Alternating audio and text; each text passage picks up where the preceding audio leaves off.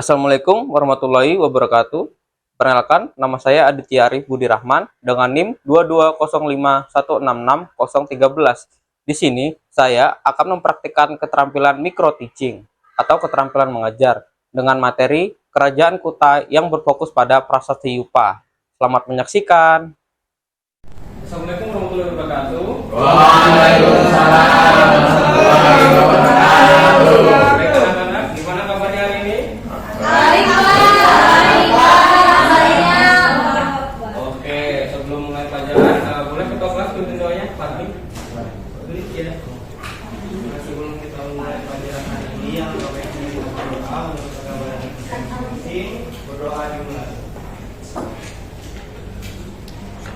Berdoa selesai. Tidak berdoa tidak bisa berhenti karena setiap dalam hidup kita adalah merupakan doa. Amin. Oke, baik anak-anak. Sebelumnya Bapak ingin bertanya. Bapak menggantikan Bapak Aldi yang kemarin masuk. Bapak Aldi kebetulan dia ada dinas keluar kota, jadi Bapak yang menggantikan. Oke, Bapak ingin bertanya. Kemarin apa aja yang dapat belajar sama Bapak Aldi? Pasti saya. Ya boleh. Yang diajari Bapak Aldi kemarin itu Pak mengenai peninggalan dari kerajaan kita. Iya. Apa lagi? Ya, sama sejarah seperti ini. Oh, sejarah di sini yang baik. Terima kasih Pak Li. Oke. Oke. Tahu. Perhatikan. Siap. Oke, anak-anak, baik. Hari ini kita seperti yang Pak Li tadi dijelaskan bahwa kita akan belajar tentang Kerajaan Kutai. Nah, kalau kemarin Bapak Aldi belajar tentang Kerajaan Kutai dan peninggalannya, kita akan kembali. Tapi kali ini Bapak akan membahas lebih dalam mengenai Kerajaan Kutai melalui salah satu peninggalan tertua. Ada yang tahu apa peninggalan tertuanya? Prasasti. Iya, boleh. Mungkin dulu deh. Iya, Pak, dari prasasti Yupa. Iya, ada lagi? Tidak ada. Oke, baik. Kali ini kita akan belajar tentang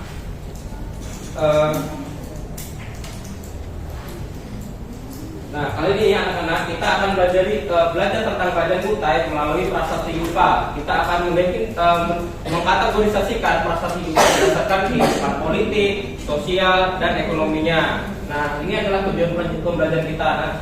Anak-anak, hari ini kalian yang pertama adalah mampu menjelaskan pengertian dan fungsi Yupa sebagai peninggalan sejarah dari Kerajaan Kutai. Kemudian kalian mampu menganalisis informasi yang terkandung dalam Yupa terkait kehidupan politik, ekonomi dan sosial. Ini Bapak ada semua ya.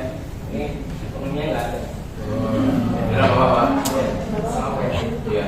Kemudian kalian akan menunjukkan sikap tanggung jawab untuk menyelesaikan tegas. Nah, nanti di akhir pembelajaran kalian akan membentuk kelompok untuk mendiskusikan terkait pembelajaran hari ini.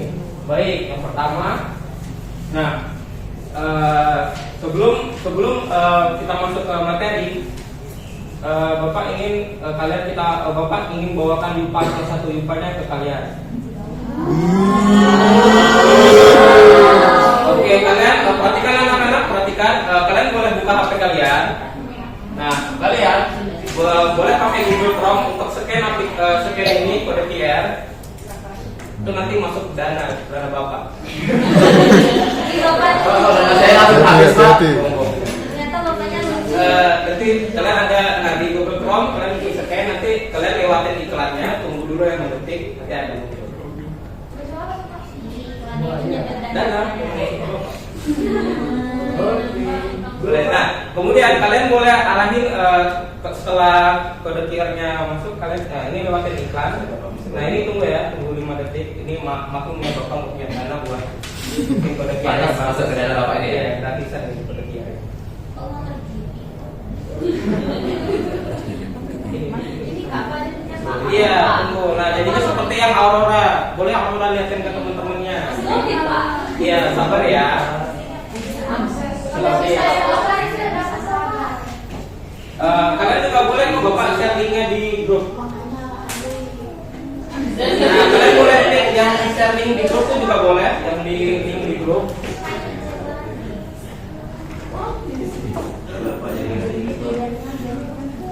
Kalau sudah, kalian boleh arahin kode QR itu kameranya ke arah meja kalian. Nah, baru kalian klik satu kali. Bisa kan?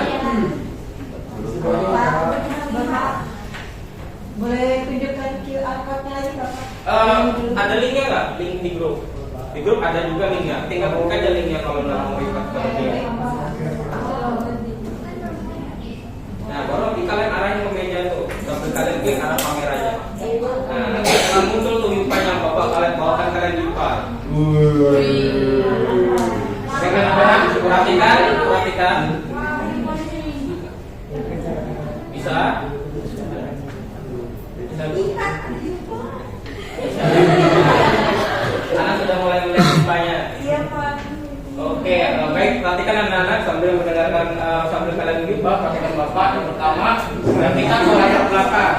Kerajaan Kutai didirikan sekitar abad ke-4 Masehi di Murakaman, Kalimantan Timur. Kemarin sudah Bapak Ali jelaskan mungkin ya. Lokasi ini tepatnya di Sungai Mahakam. Nah, lokasi ini sangat strategis karena Sungai Mahakam berfungsi sebagai jalur utama transportasi dan perdagangan yang menghubungkan wilayah pedalaman Kalimantan dengan daerah pesisir. Jalur ini bahkan memungkinkan interaksi perdagangan dengan bangsa-bangsa dari India, wilayah Asia lainnya. Nah, jadi secara garis besar mungkin kita bisa melihat bahwa kerajaan Kutai ini berperan dalam sistem ekonominya, dia berperan dalam perdagangan dan pertanian. Kemudian, nah, prosesi Yupa. Prosesi Yupa merupakan salah satu bukti tertua. Kemarin kan Bapak Ali menjelaskan bahwa itu sebuah kompen. Nah, kali ini kita akan menjelaskan lebih dalam tentang prosesi Yupa. Nah, ada 7 buah Yupa yang merupakan bukti tertua dari kerajaan Kutai. Nah, sebagian 7 buah Yupa ini ditemukan pada tahun 1879 di Bukit Berubus, Murakaman, di pedalaman Sungai Mahakam, Kabupaten Kutai Kartanegara. Nah, kemudian, peneliti pertama yang mengkaji prasasti Yupa ini adalah Profesor Johan Hendrik Esther. Nah, seorang etnografi asal Belanda. Nah, dia itu menjelaskan mempelajari tulisan-tulisan kuno dalam prasasti tersebut dan mengungkapkan tarikh pembuatannya sekitar abad ke-4 Masehi.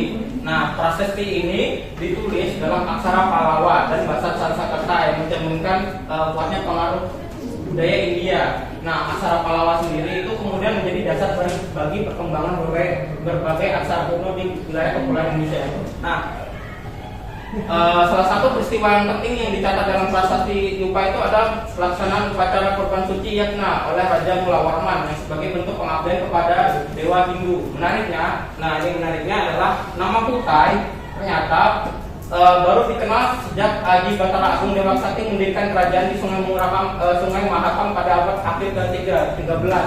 Nah, namun Yupa ini ditemukannya pada abad ke-4. Nah, berarti itu menunjukkan bahwa kita masih belum mengetahui nama pasti dari kerajaan ini. Kemudian, nah, sistem politik, kita masuk sistem politik. Bagaimana sih apa saja Yupa yang menjelaskan sistem politik? Nah, sistem politik kerajaan Kutai itu tercermin dalam prasasti yang nyebutin sisilah raja, terus kayak upacara-upacara keagamaan. Bentuknya tuh kayak legitimasi politik gitu. Yang pertama ada prasasti Yupa nomor inventaris 2A yang saat ini kalian lihat ya anak-anak yang Bapak bawakan. Nah, itu memberikan gambaran bahwa sisilah kerajaan mulai dari Raja Kujungga hingga Aswawarman yang memiliki 3 anak termasuk Mulawarman. Nah, prosesi ini tuh menegaskan kalau Mulawarman itu raja terkuat, besar dan berkuasa yang menunjukkan sistem monarki raja sebagai pemimpin tertinggi. Upacara Basuwanakam atau emas banyak yang dalam prasasti Yupa 2DA menunjukkan fungsi agama sebagai alat legitimasi politik. Nah, jadi fungsi Yupa itu kalau dalam sistem politiknya begini, raja. Jadi sebelum era Raja Kudungga itu masih bentuk dia bentuk rajanya kesukuan, bukan dalam bentuk setelah Aswawarman. Nah, baru itu berbentuk kerajaan Hindu. Nah, jadi dalam agama Hindu itu ada semacam upacara. Kalau misalnya Bapak ini sebagai Muslim ingin masuk ke agama Hindu, nah maka ada upacara. Nah, upacara ini ya yang digunakan Aswawarman sebagai bentuk legitimasi politiknya bahwa dia adalah raja dalam agama Hindu. Kemudian kalau kita lihat proses Yupa nomor inventaris D717 177, proses ini menyebutkan bahwa Raja Mulawarman melakukan raja-raja lain seperti Raja Yudhistira dalam Epos Mahabharata. Ini tuh menunjukkan kalau Kutai punya sistem politik yang ekspansion, menggunakan kekuatan militer untuk memperluas wilayahnya. Selain itu penggunaan referensi ini kayak epos Mahabharata itu menunjukin bahwa kerajaan Kutai itu nggak hanya buat ngambil agama Hindu ini sebagai alat aborsi, tapi buat legitimasi politik itu kayak semacam penguatan bahwa kerajaan itu terbentuk dari kerajaan Hindu Buddha. Kemudian dalam sistem ekonomi prasasti upah yang pertama adalah prasasti upah nomor inventaris D2B. Nah, ini tuh nunjukin bahwa Raja Malwara memberikan sedekah sebesar 20.000 ekor sapi. Kalian berbayang gimana banyaknya 20.000 ekor sapi. Kepada Brahmana dan di Waprakeswara ini, Bapak nggak tahu ya Waprakeswara ini di mana? Ada yang tahu di mana? Nggak ada yang tahu. Di mana ya? Terima kasih Pak Tri. Hal ini mencerminkan surplus ekonomi dari sektor peternakan. Nah, pemberian sedekah dalam jumlah besar ini menunjukkan bahwa kerajaan itu punya kemampuan untuk memproduksi lebih dari kebutuhan dasar rakyatnya, sehingga tuh kayak bisa membagi itu kalau dia tersebut kepada kaum Brahmana. Nah, kemudian kita lihat dari prasasti upah nomor inventaris D175. Nah, proses ini tuh nyebutin bahwa Raja Malwaraman memberikan sumbangan berupa gunungan minyak kental dan lampu dengan malai bunga. Nah, ini tuh nunjukin bahwa kerajaan punya sumber daya alam yang melimpah. Kemudian dan sistem retribusi kekayaan. Nah, minyak kental dan lampu itu merupakan barang-barang yang bernilai tinggi ya pada saat itu. Kemudian pemberian ini tuh nggak hanya mencermin kekayaan, tapi juga untuk memperkuat upaya hubungan dengan kaum Brahmana. Dimana tadi yang kita jelasin kalau sistem politik dari kerajaan Kutai ini dia tuh menggunakan legitimasi politik agama sebagai untuk legitimasi.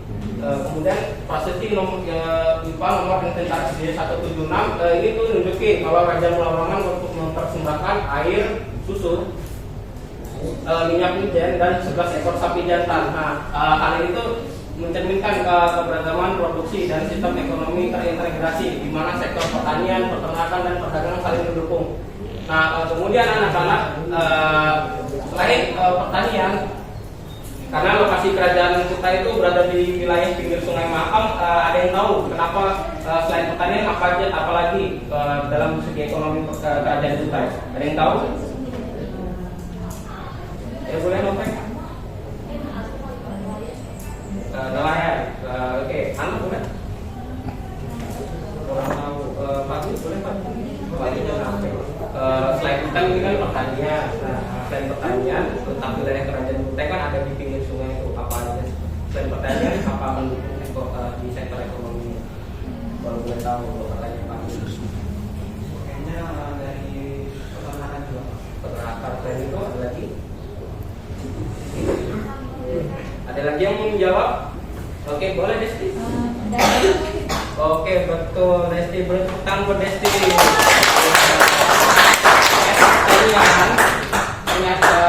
Kerajaan dalam sistem ekonomi kerajaan Kutai juga terbentuk dalam perdagangan.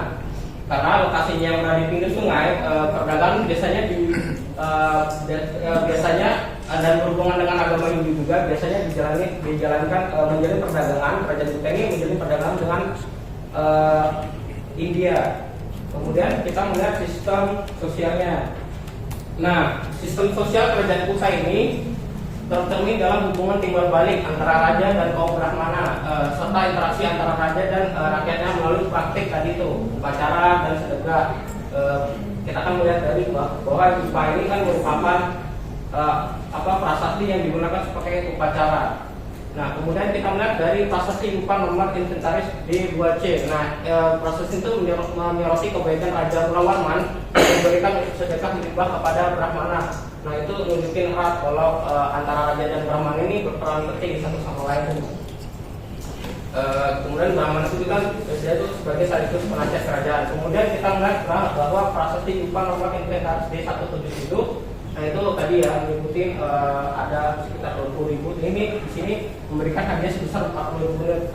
Itu prasestinya tuh dia nggak terbaca karena haus memakan usia di Wapres Wara. Nah, kemudian menambahkan lagi dengan 30.000 unit. Nah, ini tuh menunjukkan bahwa revolusi kekayaan dan hubungan harmonis antara raja dan rakyat. Pemberian hadiah itu juga menunjukkan kalau raja itu memainkan peran sentral dalam menjaga stabilitas sosial dengan memastikan bahwa kekayaan kerajaan itu distribusikan secara adil kelompok-kelompok tertentu. Kemudian yang terakhir itu ada batu yupa yang kalian lihat itu D2A. Didirikan oleh Brahmana sebagai penghormatan atas kebaikan raja, menunjukkan hierarki sosial yang menempatkan Brahmana sebagai spiritual serta hubungan saling menghormati dan mendukung antara raja dan Brahmana. Oke, baik anak-anak, materinya nanti sudah selesai. Nah, seperti yang Bapak bilang di akhir tadi, kita akan membentuk 3 kelompok yang nantinya akan menjelaskan menganalisis tentang sistem politik berdasarkan prasasti IPA, D2A dan D177, kemudian sistem ekonomi dan sistem sosial. Oke, kemudian kita bagi kelompoknya ya.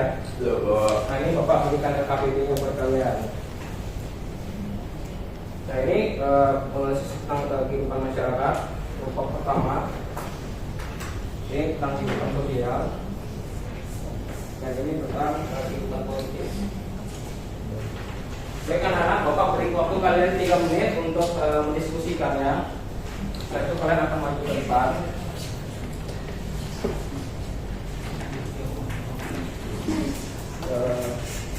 Nah, ini kalian bisa scan lagi kalau mau. Ini scan-nya masuk dana nih. Scan. Oke, kalian masuk scan.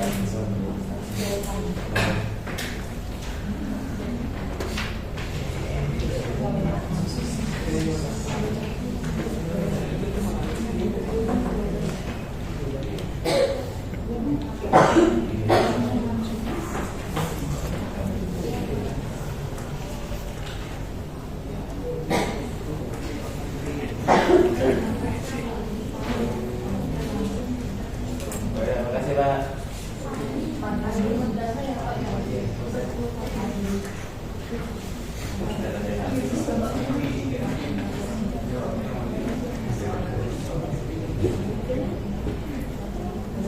Oke, baik anak-anak, gimana?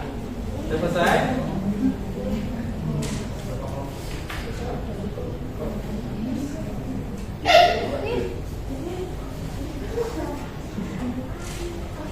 Sampai itu, menekan nggak?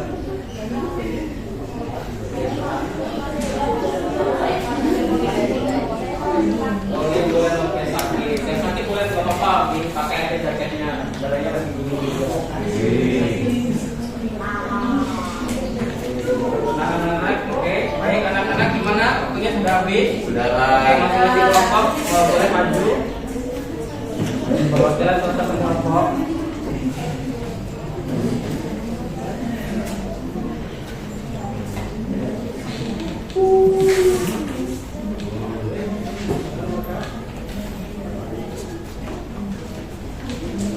Oke, baik, boleh bacakan hasil diskusi kalian lagi.